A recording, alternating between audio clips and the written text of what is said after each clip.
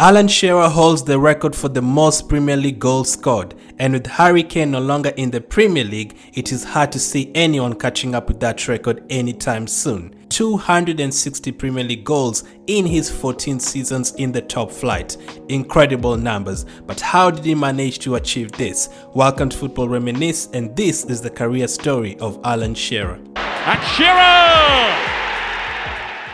Alan Shearer was born in Newcastle, United Kingdom, to working-class parents. It was his father, Alan Shearer Sr., that encouraged him to play football in his school days. Shearer played as a midfielder during his school days and on the streets of his hometown.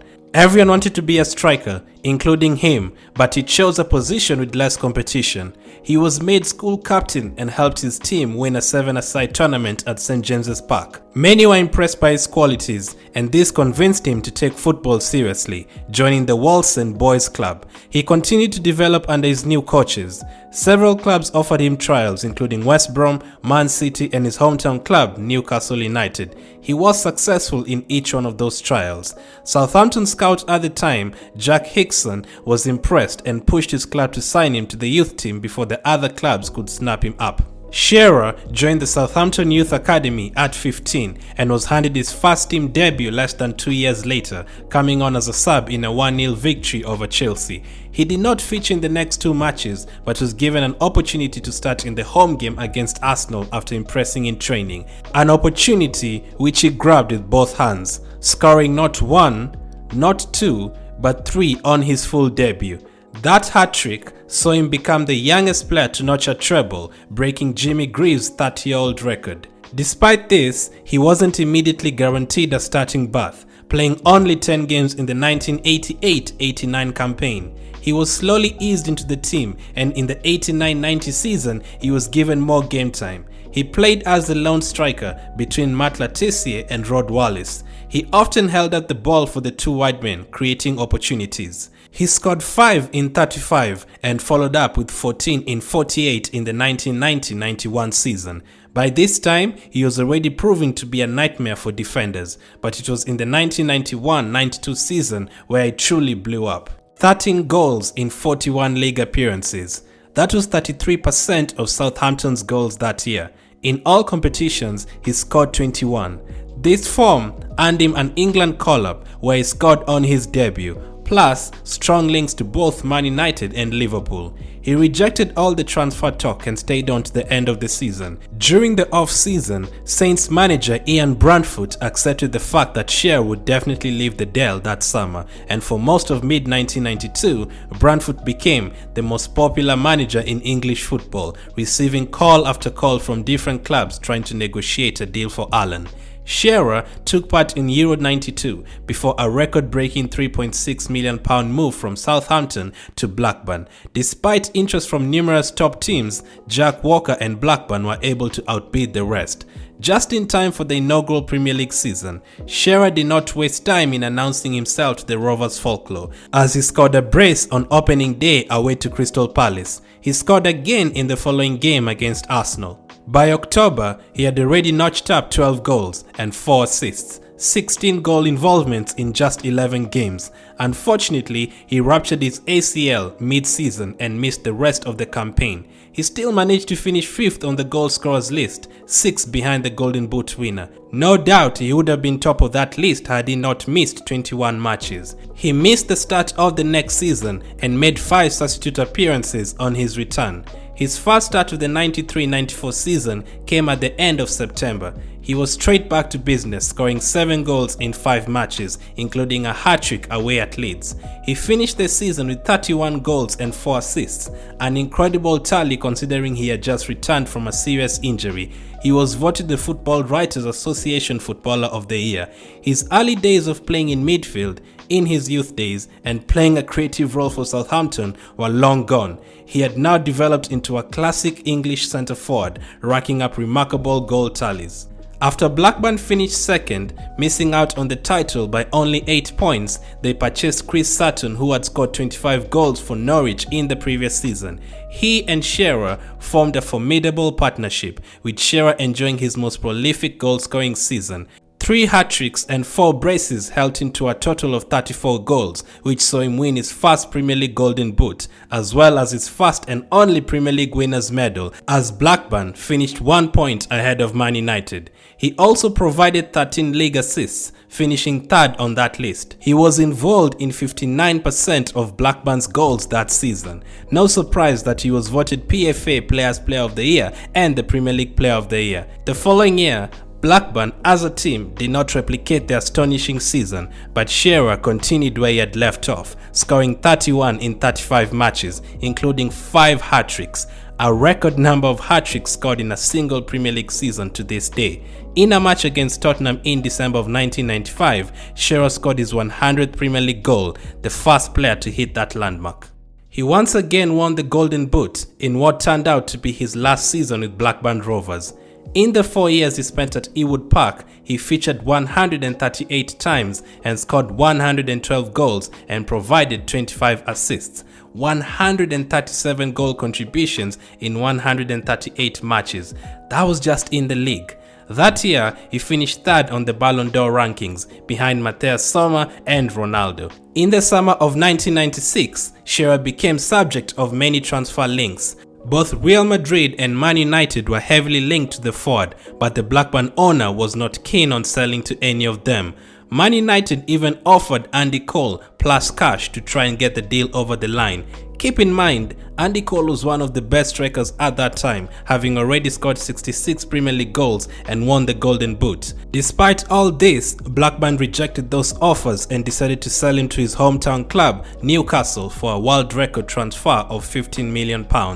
Keegan's team had just finished second to Man United and banked on Shearer to be the final piece to take them to the title. He instantly became a crowd favourite and hometown hero, scoring in every single home game he played in that season. A groin injury kept him out for 7 games, but he still somehow won the Golden Boot for a third consecutive year, racking up 25 goals in 31 matches. He also won the PFA Players Player of the Year and was included in the Team of the Season for a 6th year in a row. He wasn't stopping anytime soon. He was a deadly header of the ball. He could use his strength to hold off, turn defenders and create chances for himself. He could make runs in behind or simply choose to put his shot power to use from outside the box. His best performance in that debut season for Newcastle came at home to Leicester. They trailed 3-1 by the 75th minute, only for Shearer to score a 15-minute hat-trick to turn the game on its head. Unfortunately, Newcastle finished as runners-up to Man United for a second time in as many years. The 97-98 campaign was one to forget, as a knee injury meant he only started 15 games all season. He only scored 2 goals as well. Newcastle finished 13th and struggled for goals all season. Shearer did score 5 goals in the FA Cup, which helped them reach the final. His tally improved the next season as he was able to stay fit for majority of the campaign. He was named new club captain that year and scored 14 times in 30 league matches. He once again led the Magpies to another FA Cup final, contributing to 7 goals in the 6 matches he played in. Manager Ruud Gullit fell out with Shearer after leaving him on the bench for a derby clash against Sunderland. This decision was unpopular with the fans, and Gullit ended up resigning that season, but not before letting Shearer know that he was the most overrated player he had ever seen. Bobby Robson replaced Ruud Gullit, and Shearer went on to score 5 goals in his first match in charge, responding to Ruud's comments emphatically. Shearer scored 25 more to take his total up to 30 in all competitions, the most he ever scored in a single season in a Newcastle shirt. Despite Newcastle finishing 11th, they scored 63 goals.